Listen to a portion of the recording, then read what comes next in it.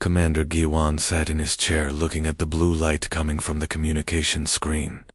The picture kept breaking up and making strange noises. Something was wrong with the signal from Kepler Station. Very wrong, sir. I tried 3 times. Already, said Minji, the young woman working at the communication desk. Her hands were shaking a little as she pressed buttons on her control panel. I can't get through to them at all. Just this weird static noise. Jiwon rubbed his forehead. This didn't make sense. Captain Hyunwoo was supposed to call them today at exactly this time. He was never late. The captain always followed the schedule perfectly. Today was special because they were going to hear about the alien plants and animals his team had discovered on the new planet Kepler. Station was humanity's first research base built far away from Earth, beyond the area controlled by the Galactic Council.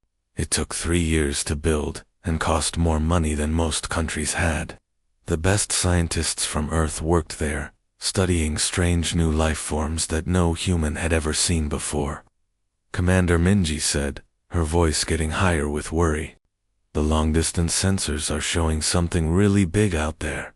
Multiple objects moving fast through space. They're heading right toward Council territory. Guwon stood up quickly.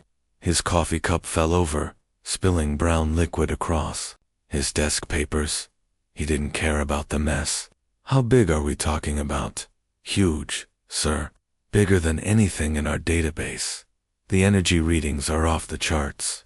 I've never seen numbers like this before. Minji's fingers flew across her keyboard, trying to get more information. The last message from Kepler Station kept playing in Jiwon's head over and over. Captain Hyunwoo's voice had sounded scared, which was strange because nothing ever scared him. The captain had faced down space pirates and survived 3 different alien diseases. But in that last transmission, his voice was shaking. Unknown hostiles approaching our position, the message had said. They're not like anything we have in our computer files. These things ... They're eating everything in their path. The nearby asteroid field is just gone. They consumed it completely. We're going to try to hide behind the planet's moon, but I don't think it will work. If anyone receives this message, warn the Council. These creatures are headed your way, and they're hungry for more than just rocks and ice. Then the signal had cut off with a sound like metal being torn apart. Jiwon walked to the big window that showed the stars outside. Somewhere out there, his friend Hyunwoo and 30 other humans might be dead, or worse. The thought made his stomach feel sick. Sir, what should we do? Minji asked. G1 took a deep breath. Send an emergency message to Earth Command. Tell them we may have a situation that threatens not just humanity, but every living thing in this part of the galaxy. Then contact the Galactic Council. They need to know what's coming. As Minji started typing the urgent message, Jiwon couldn't shake the feeling that everything was about to change forever. Ambassador. Soman felt her heart beating fast as she sat in the huge meeting room of the Galactic Council. The emergency session had started without the usual long speeches. That meant something really bad was happening. Around her, aliens from dozens of different worlds were talking in worried voices. The lights dimmed and a huge blue screen appeared in the center of the room. What Soman saw made her mouth fall open. It was Earth's official file, but not the simple version humans had been shown before. This was the real one, full of scary numbers and red warning signs.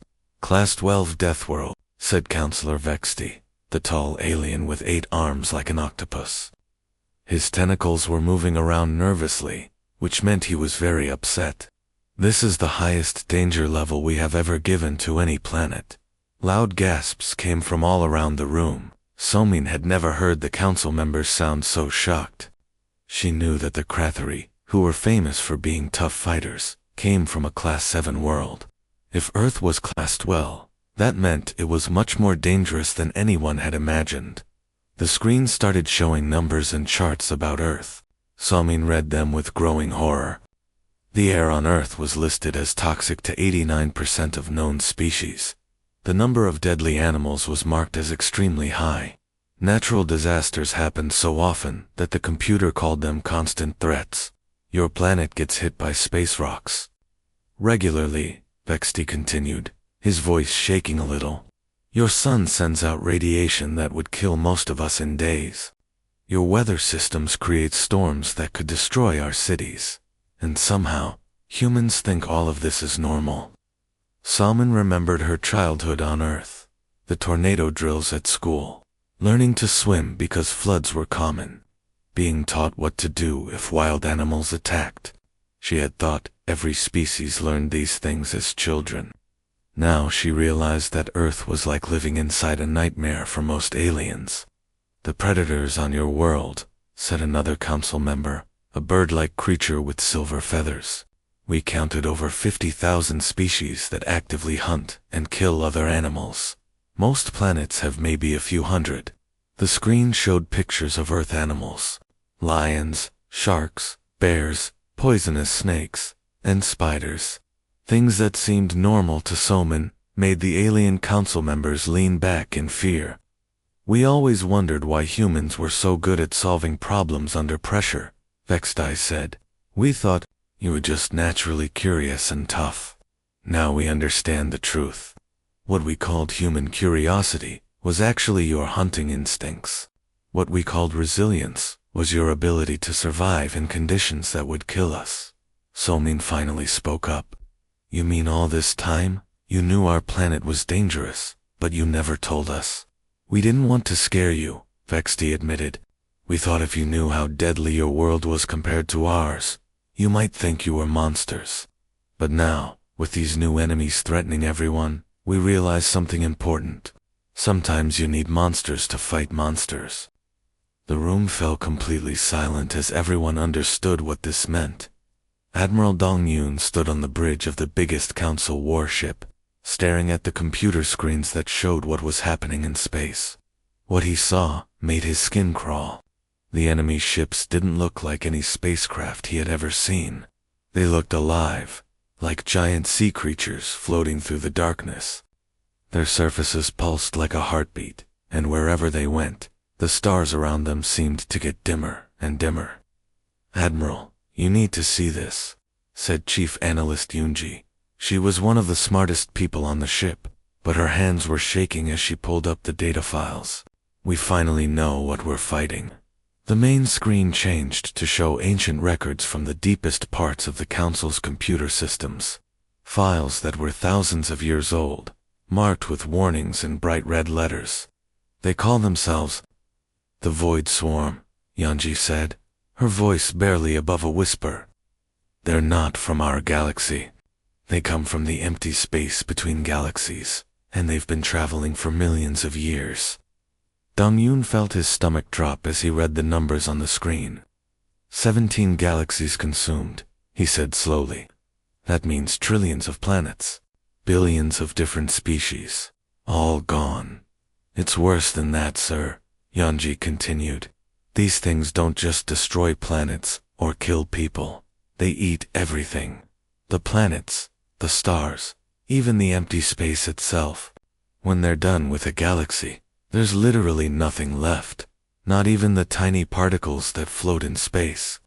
As they watched, one of the Council patrol ships got too close to the enemy.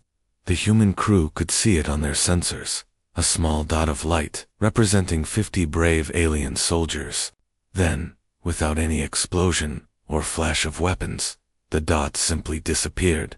The ship didn't get blown up or crash, it just stopped existing. That's the third patrol we've lost in an hour, said Communications Officer Minho from his station. They're not even fighting back, they're just eating our ships. Yunji pulled up more information on her screen. Admiral, there's something else.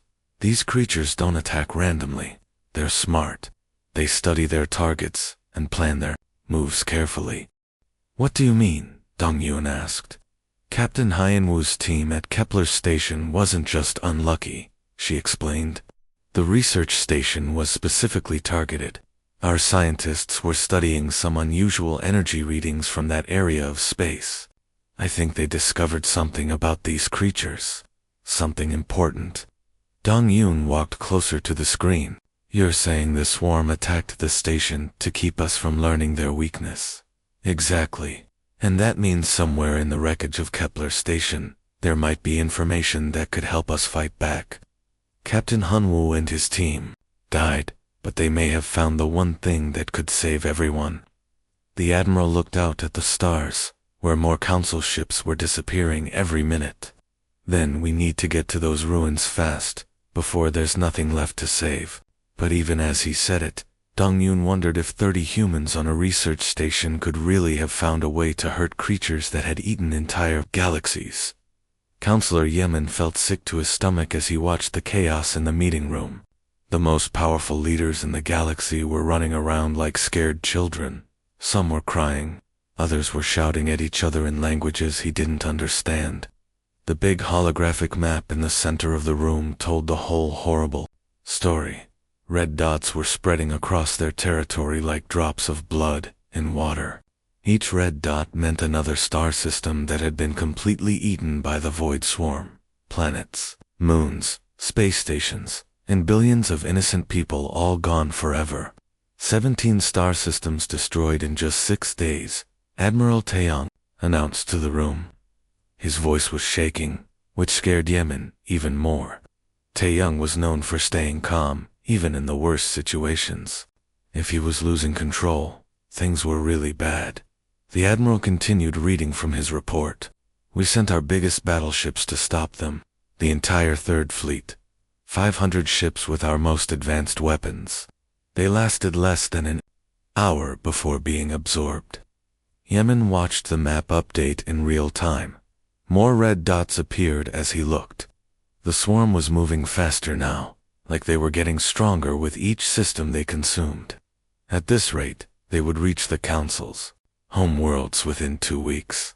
Our weapons don't work, said General Yuna, the head of Council military forces. Our shields don't work. We've tried everything. Nuclear bombs, plasma cannons, gravitational weapons. Nothing even slows them down. They just eat the energy and get bigger.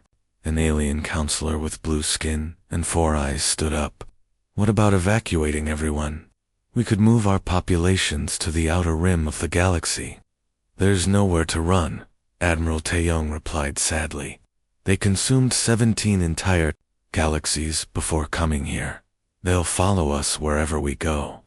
The room fell quiet, except for the soft beeping sounds from the computers. Everyone was thinking the same thing, but nobody wanted to say it out loud.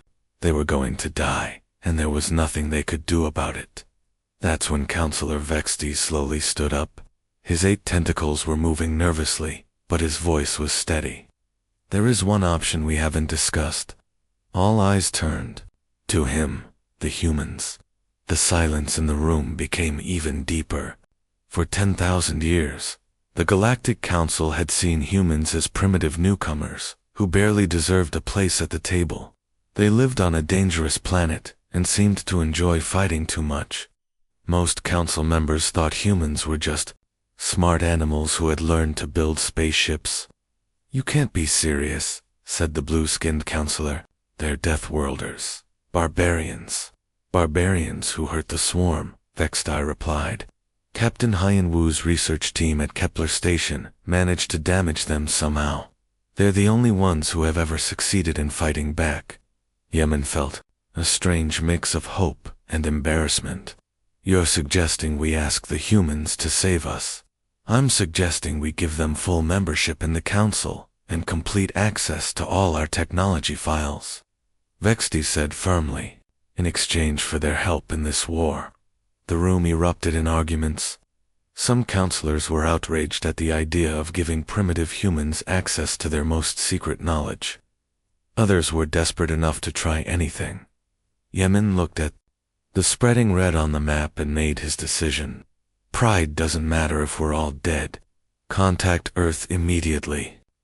President Seojin stood in the main meeting room of Earth's government building, watching dozens of screens that showed activity all across human territory. The emergency message from the Galactic Council had arrived just 3 days ago, asking for help against an enemy that was eating entire star systems. What happened next surprised everyone in the galaxy. "Sir, all military forces are ready to go," said Defense Minister Hannah, reading from her electronic tablet. "Every single reserve fleet has moved to their meeting points. We completed full mobilization in just 72 hours. Seojin nodded, but he wasn't really surprised. Humans had been preparing for something like this their entire lives. Growing up on Earth meant always being ready for the next disaster, the next threat, the next fight for survival. Through the big windows of the meeting room, Seojin could see something that would have shocked the council members if they were watching. Hundreds of massive spaceships were rising up from hidden bases all around the solar system. These weren't the small exploration vessels that humans usually showed to other species. These were warships, huge, dark, and covered in scars from battles that the galaxy knew nothing about. The ships were 3 times bigger than the largest council vessels. Their metal hulls were dented and burned in places, showing that they had seen real combat.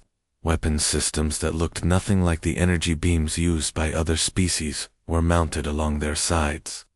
"Admiral Jinwoo reporting from the main fleet," came a voice over the communication system. "Phase line battle formations are in position and ready.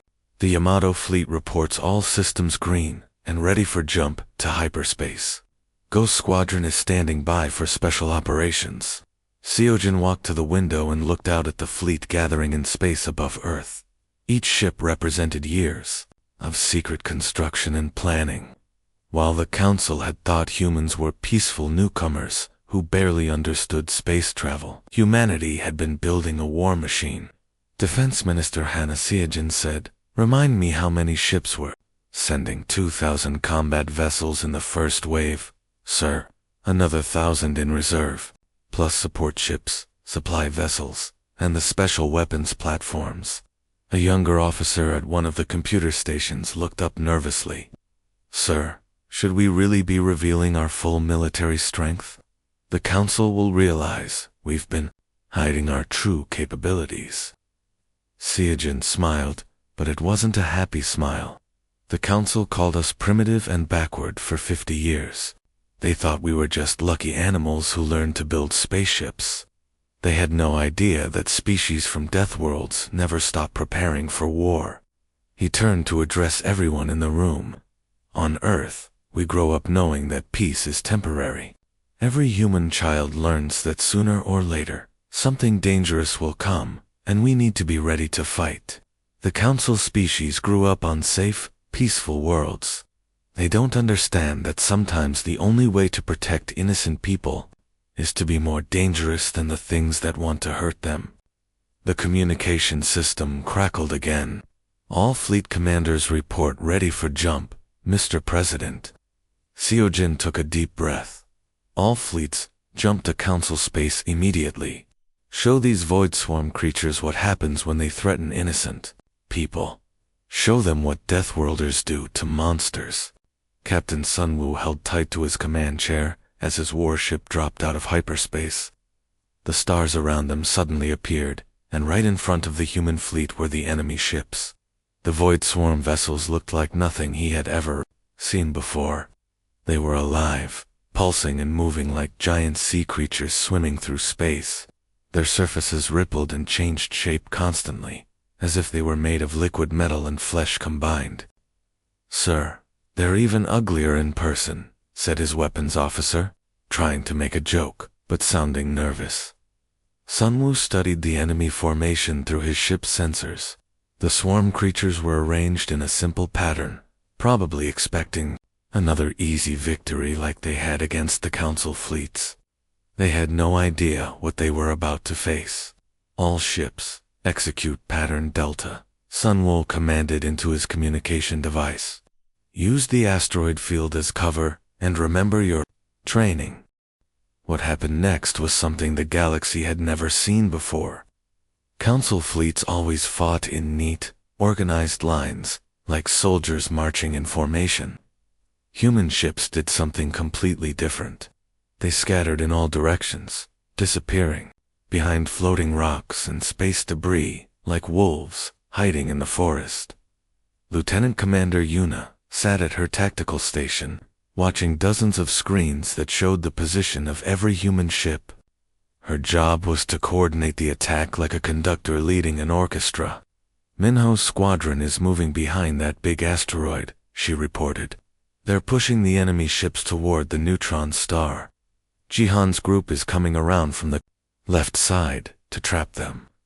Sunwoo smiled as he watched the plan unfold. This was how humans had always fought on Earth. Not in straight lines, but using the environment as a weapon. Every rocky planet, every asteroid field, every dangerous area of space became a tool in their hands. The Void Swarm creatures suddenly realized they were in trouble. These new enemies weren't standing still and letting themselves be eaten. The human ships were everywhere at once, appearing from behind cover to fire their weapons, then disappearing again before the swarm could fight back. Target the big one. Near the neutron star, Yuna called out. All ships focus fire on that cluster. The human weapons were different too. Instead of the bright energy beams that Council ships used, humans fired solid metal projectiles at incredible speeds. The swarm creatures, used to absorbing energy attacks, had no defense against chunks of metal moving faster than bullets. One of the largest swarm entities got caught between 3 human squadrons and the gravitational pull of the neutron star. Its organic hull began to stretch and tear as the star's massive gravity pulled at it. Human ships kept firing, adding to the damage, until the creature simply came apart. First confirmed kill, reported Communications Officer Sora. The enemy formation is breaking up. Sunwoo watched as more swarm creatures tried to retreat, but human ships were already behind them, cutting off their escape routes. The crews on these ships had grown up on a world where everything was trying to kill them. They could think fast, work under pressure, and adapt to new situations instantly. For millions of years, the Void Swarm had traveled from galaxy to galaxy, consuming everything in their path. They had never met any resistance. They couldn't simply absorb and digest. But they had never fought Deathworlders before. For the first time in their existence, the unstoppable Void Swarm was losing a battle. Admiral Sangwoo stood on the bridge of his flagship, watching the battle unfold on the massive tactical screen in front of him. For the first time since this war began, he was seeing something beautiful. The red dots that represented Void Swarm creatures were actually getting smaller and fewer. Human ship formations were cutting through enemy clusters like sharp knives through soft butter. Admiral, you need to see this, said Commander Woojin, excitement clear in his voice. Jihee's battle group just smashed right through the center of their main formation. The enemy ships are scattering in all directions. Sungwoo zoomed in on that section of the battle map. Captain Jie was leading 50 human warships in a direct assault on the largest group of swarm creatures. Instead of trying to eat the human ships like they did with council vessels, the aliens were actually running away. Sir, something strange is happening with their hive mind, Woojin continued, reading data from his computer. The swarm creatures always move together perfectly, like they share one brain. But now they're making mistakes. Some are moving left, while others move right. They're confused. Sangwoo nodded, understanding what this meant. The Void Swarm had conquered 17 galaxies because they worked together as one giant organism. But humans were doing something to break that connection. Every time a human ship destroyed one of the creatures, it weakened the whole group's ability to think clearly. The human warships themselves were proving to be incredibly tough. These vessels had been built to survive the dangerous conditions: near-Earth, solar storms, asteroid impacts, and radiation that would destroy most alien technology. When swarm creatures tried to dissolve the human ships with their acidic attacks, the metal hulls just absorbed the damage and kept fighting. "Look at this, Admiral," said Tactical Officer Subin, pointing to her screen. "The enemy tried to use their absorption beam on Captain Dongman's destroyer. The ship's hull actually got stronger from the energy absorption. Our engineers designed these ships to eat dangerous energy and convert it to power. But the real advantage wasn't the ships, it was the crews inside them. Human children grew up playing games that taught them to think fast under pressure. They learned to work together when everything around them was falling apart. Every human had survived countless emergencies just by living on Earth. Sungmin's Deep Strike fleet is reporting success, Woojin announced, his voice getting more excited. They found and destroyed what looks like a command center, some kind of brain creature that was controlling a whole sector of the swarm. On the main screen, Sang-woo watched as an entire section of enemy ships suddenly stopped moving in coordination, without their command creature to guide them. The swarm entities began bumping into each other and making random panicked movements. The red zones are shrinking, sir, reported Navigation Officer Yojin. For the first time since this invasion started, we're actually winning territory back. Sang-woo allowed himself a small smile. The creatures that had eaten entire galaxies were finally facing something they had never encountered before, predators that were even more dangerous than they were. The Void Swarm had spent millions of years consuming helpless prey. They had never learned how to fight equals. All fleet commanders, this is Admiral Sang-woo, he announced over the communication system. Press the attack. Show these Galaxy Eaters what happens when they mess with a species that evolved in hell. The tide of the war was finally turning, in humanity's favor. Admiral Johan felt his heart breaking as captain. Chae-young's voice came through the ship's communication system one last time. Her words were calm and steady, even though everyone knew what they meant. Soul Squadron engaging primary hive cluster, she said over the radio. We're going to stop them here. Tell our families we died protecting the innocent. On the main tactical screen, Johan could see 12 small dots representing Chae-young's ships racing toward the largest group of Void Swarm creatures. These weren't just any enemies. This was the main brain center that controlled hundreds of other swarm entities across this entire region of space. Sir, Soul Squadron is requesting all other ships to stay back, reported his communications officer. Captain Chae-young says they're going to ram the hive cluster at full speed. Johan closed his eyes for a moment. Ramming attacks were a last resort, something you only did when there was no other choice. It meant certain death for everyone on those ships, but it might be the only way to destroy something as massive as the enemy's command center. Around the fleet, human battle groups were throwing themselves at the most dangerous swarm formations to give the Council evacuation ships time to escape. These weren't military vessels. They were packed with millions of alien civilians, including children who had done nothing wrong except live in the path of the Void Swarm. Communications Officer Neon, what's the status on Kyung-soo's Dreadnought group? Johan asked, though he was afraid to hear the answer. Neon looked up from her station with tears running down her face. They're gone, sir. Admiral Kun-soo lead his entire battle group directly into 3 hive clusters. The explosion was ... It was massive. All 15 ships were destroyed, but they took the enemy formations with them. Johan felt a mixture of pride and sadness that made his chest hurt. These were some of humanity's best ships and most experienced crews. People he had trained with, eaten meals with, shared stories about their families back on Earth. Now they were gone, turned into brief flashes of light in the darkness of space. But their sacrifice was working. On the tactical display, he could see Council evacuation fleets jumping to safety, carrying billions of alien civilians away from the battle zone. Species that had looked down on humans as primitive Deathworlders were now alive only because those same humans were willing to die for them.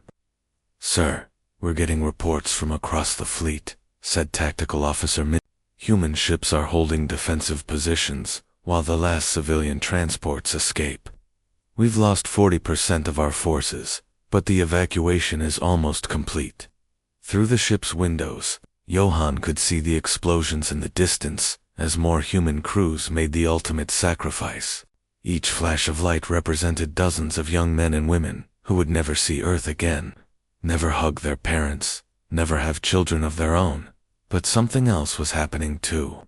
The Void Swarm, which had never retreated in millions of years of conquest, was actually pulling back. Their hive mind was calculating something it had never needed to consider before: the possibility of defeat. Enemy formations are withdrawing from sectors 7 through 12, Minjin reported with amazement in his voice. Sir, I think they're actually scared of us. Johann nodded grimly. Victory was coming, but it was written in the blood of Earth's finest heroes. The galaxy would remember that when darkness threatened everything, humanity stood as guardians, even if it cost them everything. Fleet Admiral Doyan stood, looking out the large windows of the new command station that now orbited Earth. 6 months had passed since the final battle with the Void Swarm, and the galaxy was a very different place. The last enemy ships had finally retreated to the empty space between galaxies, leaving behind a trail of destruction that would take decades to repair. The cost of victory had been enormous. Nearly half of humanity's war fleet was gone, along with some of the best and bravest people Earth had ever produced. But their sacrifice had saved not just the Galactic Council, but every living thing in this part of the universe. Admiral, we're receiving an incoming transmission, said Sensor Officer Chewan from her station. It's coming from the direction the swarm retreated to. Doyen turned around, surprised. Put it through to the main speakers. What came next shocked everyone on the bridge. It was the voice of the Void Swarm Collective, the hive mind that controlled billions of the creatures. But instead of the cold, hungry tone they had used before, there was something new in their communication: respect, and maybe even fear. Deathworld predators, the alien voice said, each word carefully chosen.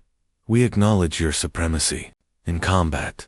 This galaxy is now marked in our records as protected territory. We will not return.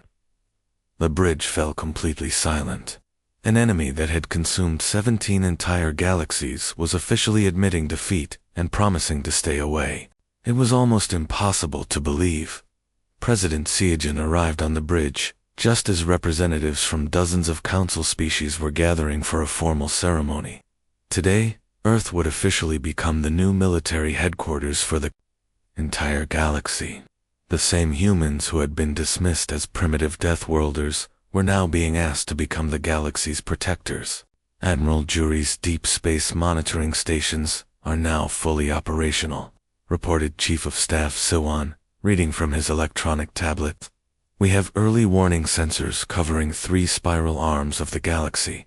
If anything dangerous approaches from outside, we'll know about it months in advance.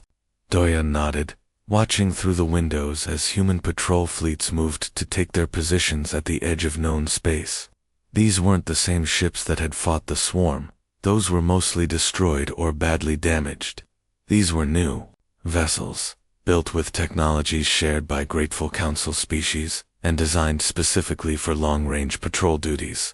The council representatives are ready for the ceremony, sir, said Communications Officer Sun Hee-dot. As the formal ceremony began, Doyen thought about how much had changed. For 50 years, the Galactic Council had seen humans as newcomers who barely deserved a seat at the table. They had been polite but condescending, treating Earth like a curiosity rather than an equal partner. Now, alien children across the galaxy were learning human names in their history classes. Stories of Captain Chae-young's final charge and Admiral Kung Su's sacrifice were being told on 1,000 different worlds. Humans had proven that being from a dangerous planet wasn't a weakness. It was exactly what the galaxy needed when real monsters came calling. All patrol fleets report ready, Admiral, said Fleet Coordinator Ji-hoon. The galaxy is secure. Doyen smiled as he watched human ships take their positions among the stars. The galaxy had finally learned an important lesson. Sometimes the most dangerous predators make the best guardians. Earth's children would stand watch in the darkness, making sure that innocent people could sleep safely. No matter what horrors might be lurking in the void between galaxies, Humanity had found their true purpose among the stars.